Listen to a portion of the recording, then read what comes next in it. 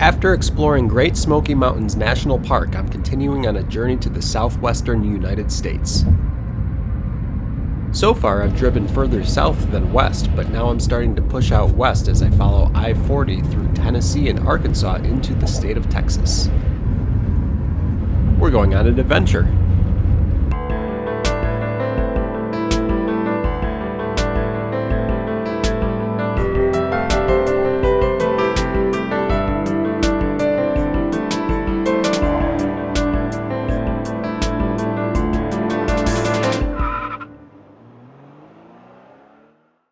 Alright, well, I crossed the Mississippi. I'm driving through Arkansas right now. Kind of south-central region of the country, very flat land around here. I stayed at a hotel in Memphis for a couple days. I was feeling a little bit under the weather. I don't know if you can still hear it in my voice right now. But there was also a cold spell that swept through the country, and it's been chilly around here. So I think it was good to get off the road for a couple days, but I'm back at it now. Continuing westward and heading towards Texas at this point.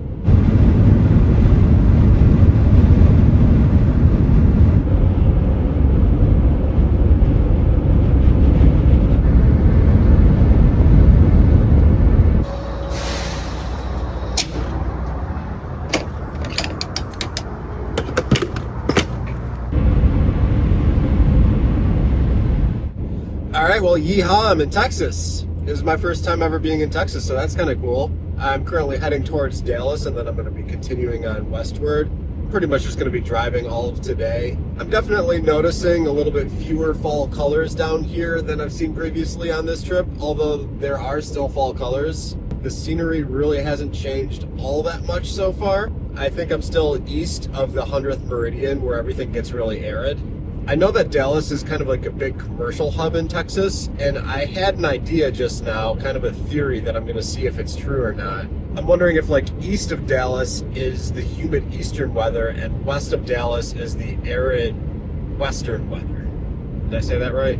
So I don't know, like when I picture Texas, I definitely think more like arid desert type weather, and I'm not seeing that so far, but we'll see if this theory holds true.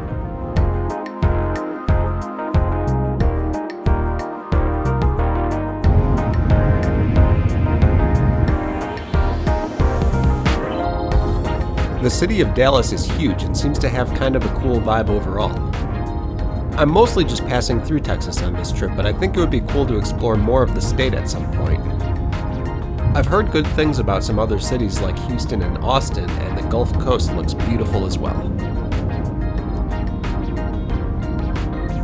Alright, well, I'm west of Dallas now, and I think I was kind of right to an extent. It's definitely more like semi-arid here, and I'm seeing a whole bunch of cacti off on the side of the road. It was already starting to get kind of semi-arid before I got west of Dallas, and the whole Dallas-Fort Worth area is so huge that it took forever just to get through it. So I don't know if Dallas was like exactly the cutoff line the way that I was sort of thinking it was, but it's definitely more arid now. As the saying goes, everything is bigger in Texas. It takes a full day of driving to make it all the way across the state. As I start getting into the western side of Texas, the scenery turns into endless oil fields and refineries. It isn't exactly my favorite part of the state that I've seen so far. It's just been going on for miles and miles. It's wild. It's like not only oil rigs and refineries, but then entire like housing developments just dedicated to all the workers at these facilities.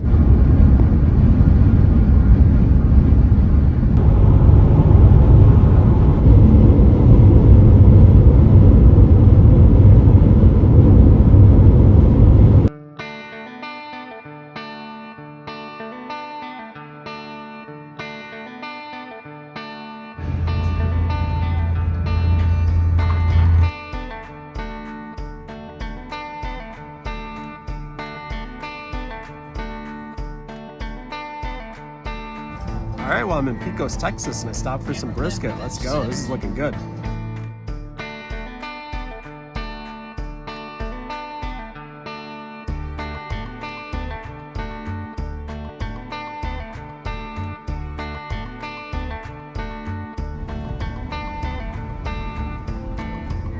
Well, I got some barbecue in Texas. That was good. I wouldn't say necessarily that it was leaps and bounds better than other barbecue that I've had, but it was good. So that was definitely something that I wanted to do while I was still in Texas. I'm currently heading in the direction of Carlsbad, New Mexico. I'm planning on visiting Carlsbad Caverns National Park, as well as Guadalupe Mountain National Park, which is actually on the Texas side of the state line. Looks like there are some BLM sites in the area, so I'm probably going to stay there for a night or two.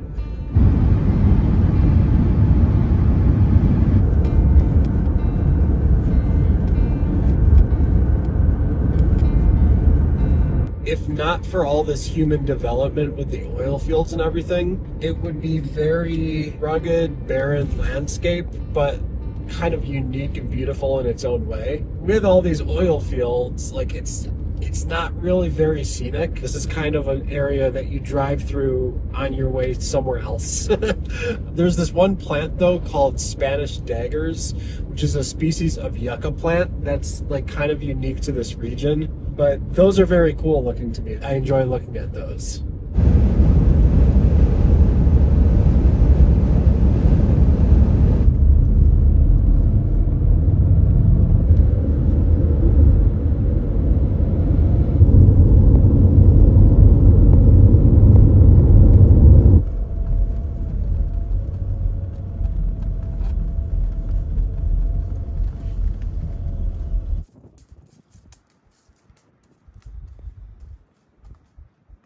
Hey, so I've made it to New Mexico now. I'm out at a BLM site. I'm going to be staying here tonight, and tomorrow I'm going to be checking out Carlsbad Caverns National Park. This site's pretty cool. It's got a nice little view. Off in the distance, I can see Guadalupe Mountains National Park, as well as where Carlsbad is.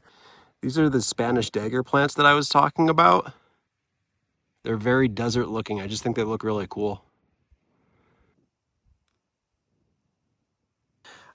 Behind my car, you can see there's this kind of hill over here, and I'm going to go over there in a minute because there's a nice view from there. So right over there is Guadalupe Mountains National Park.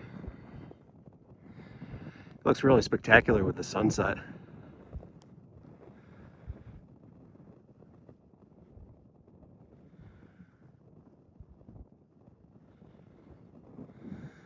And then off over this way, somewhere around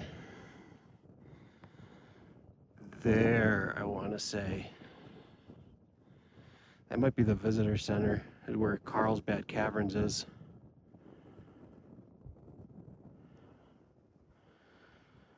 And they're both within a half-hour drive. That's a great view.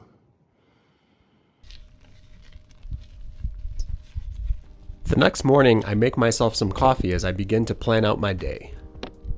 I learned that a timed entry is required for Carlsbad Caverns National Park.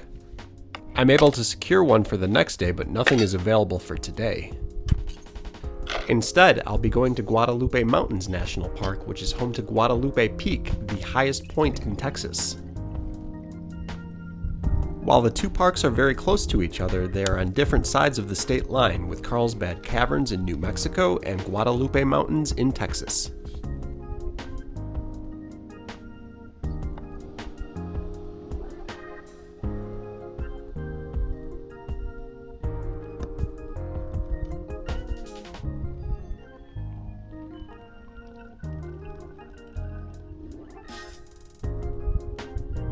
After the coffee, it's ramen noodles for breakfast, and then I'm on my way.